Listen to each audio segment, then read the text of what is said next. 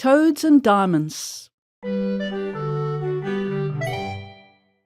bad-tempered widow had 2 daughters. The eldest was like her mother, both in feature and disposition, while the youngest resembled her father. She was sweet-natured always, and as pretty as she was amiable.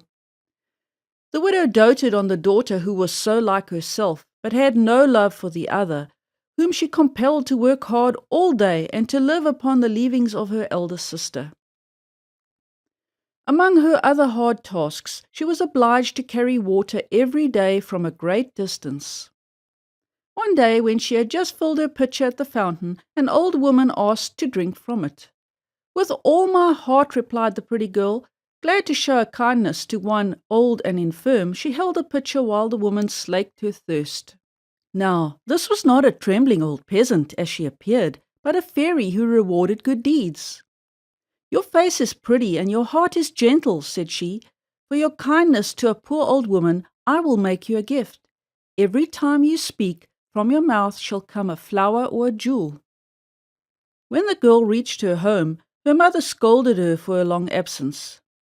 "Pardon me for being away so long," she sweetly replied, and as she spoke, some pearls and diamonds issued from her lips. "What is this I see, child?" asked the astonished widow.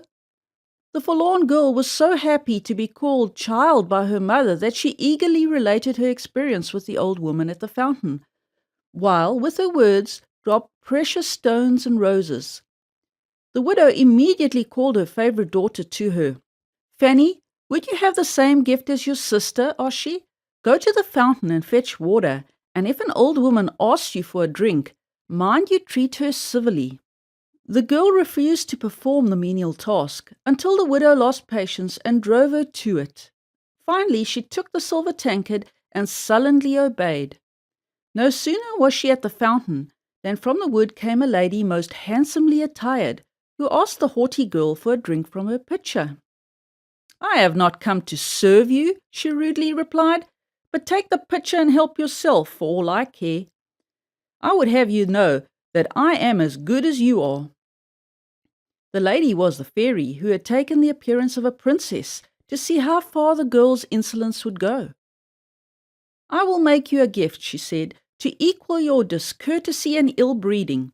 Every time you speak, there will come from your mouth a snake or a toad." The girl ran home to her mother, who met her at the door. "Well, daughter," she said, impatient to hear her speak. When she opened her mouth, to her mother's horror, 2 vipers and 2 toads sprang from it. "This is the fault of your wretched sister," the unhappy mother cried. She ran to beat the poor younger sister, who fled to the forest to escape the cruel blows. When she was past pursuit, she threw herself upon the green grass and wept bitterly. The king's son, returning from the hunt, found her thus and asked the cause of her tears. "My mother has driven me from my home," she told him.